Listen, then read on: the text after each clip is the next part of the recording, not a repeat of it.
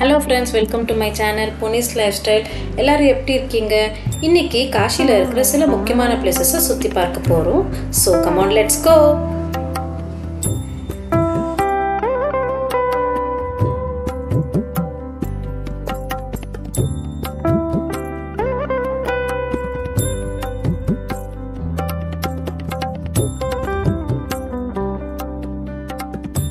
Cauchy 3000 வருஷம் பழமையான மாநகரம். இந்தியாவின் தெய்வீகம் நகரம்னு சொல்வாங்க. காஷி எதுக்கு ஃபேமஸ்ன்னு நம்ம எல்லாருக்கும் தெரியும். ஆமா ஃப்ரெண்ட்ஸ், 12 ஜோதிர்லிங்கத்துல ஒன்று தான் இந்த காஷி விஸ்வநாதன் கோயில். நாங்கள் காஷி வந்த உடனே கங்கையில் ஒரு ரைட் போயிட்டு வந்தோம். போட்டில் போகும்போது அந்த போட் ஓட்டுற பையன் நமக்கு காஷி சுற்றி இருக்கிற காட், அந்த காட் உருவான கதை, அப்புறம் அங்கே என்ன விசேஷம்னு சொல்லிட்டு வந்தார். அதை கேட்கவே ரொம்ப வியப்பாக இருந்தது. காஷி விஸ்வநாதர் கோவில் ரொம்ப சின்னதாக இருந்தது. ஏன்னா கோவில் சுற்றி ரொம்ப ஆக்கிரமிப்பு ஆயிருந்தது. இப்போ இருக்கிற இந்தியன் கவர்மெண்ட் அந்த ஆக்கிரமிப்பெல்லாம் அகற்றி இப்போ காஷி விஸ்வநாதர் கோயில் ரொம்ப விஷாலமாக ரொம்ப அழகாக ரெட் ஸ்டோனில் கட்டியிருக்காங்க.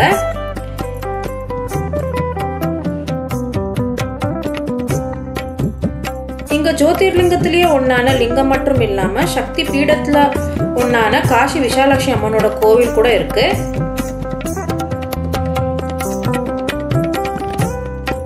இதுதான் ஜோதிர்லிங்கமும் சக்தி பீடமும் இருக்கிற ஒரே ஸ்தலம்.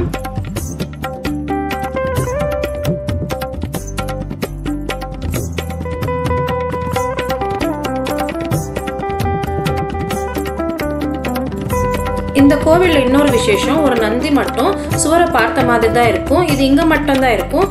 ஜெனரல் எல்லா கோவிலும் நந்தி சிவனை பார்த்த மாதிரி தான் இருக்கும்.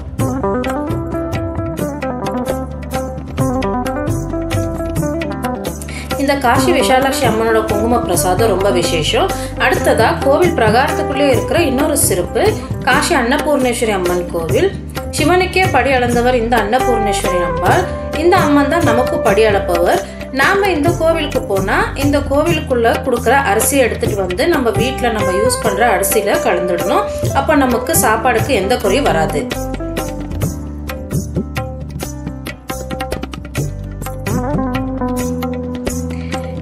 இந்த காஷிக்கு வந்தா முக்தி கிடைக்கும்னு சொல்லுவாங்க. இங்க இருக்கிறவங்களே பிணங்களை எரிச்சு அந்த சாம்பலை கங்கையில கலப்பாங்க. அப்ப அவங்க நேரடியா சொர்க்கத்துக்கு போவாங்கன்றது ஐதீகம்.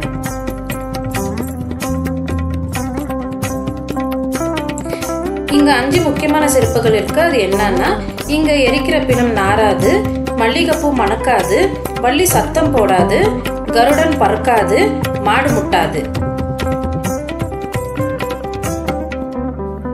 இங்க இருக்கிற ஹரிச்சந்திர காட்ல மணிகர்ணிகா காட்லயும் பிணம் எரிஞ்சுக்கிட்டே இருக்கும். நம்ம போட்ல போகும்போது கிட்டே போவோம், ஆனா கொஞ்சம் கூட ஸ்மெல் வராது. சுத்திலும் எங்க பார்த்தாலும் நிறைய கடைங்க. ஷாப்பிங் பண்ண நினைக்கிறவங்க நல்லா ஷாப்பிங் பண்ணலாம். பட் நம்ம ஊரை விட கொஞ்சம் காஸ்ட்லியா தான் இருக்கு.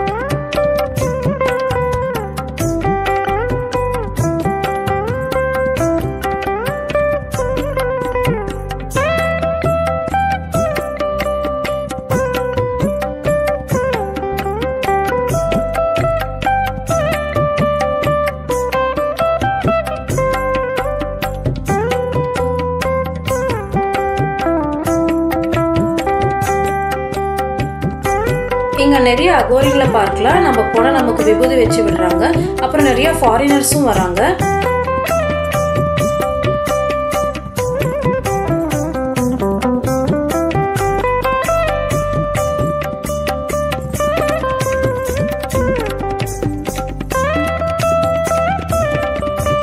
இப்போ நம்ம காசில முக்கியமான கங்கா ஆரத்தி பார்க்க போறோம். கங்கா ஆரத்தி 6 o'clock ஸ்டார்ட் பண்றாங்க. ஸோ எல்லாரும் சீக்கிரமா போய் எடுத்த பிடிக்கிறாங்க.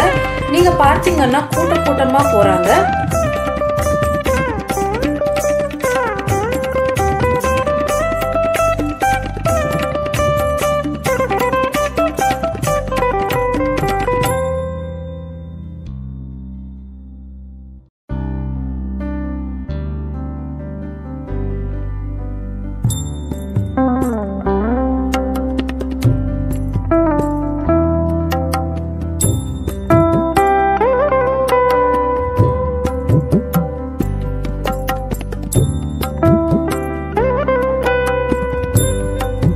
இந்த கங்கா ஆர்த்தி பார்க்க உலகத்துல இருக்கிற மூலையில இருந்து வராங்க.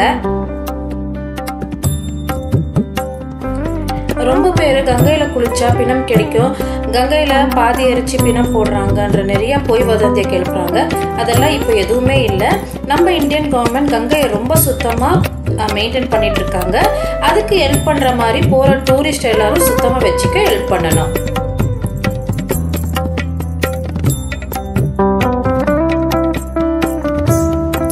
கங்கா ஆர்த்தி பார்க்க கங்கை ஓரத்துல எல்லா போட்ஸ் நிறுத்தி அதுல உட்கார்ந்து பார்க்க அரேஞ்ச் பண்றாங்க. இதுக்கு ஒரு ரேட் சொல்றாங்க, நம்ம பார்கெயின் பண்ணி பேசி ஃபிக்ஸ் பண்ணிக்கலாம். நாங்க பர் பர்சன் 200 rupees பேசி ஒரு போட்ல உட்காந்து ஆர்த்தி பார்க்க ரெடி ஆயிட்டோம்.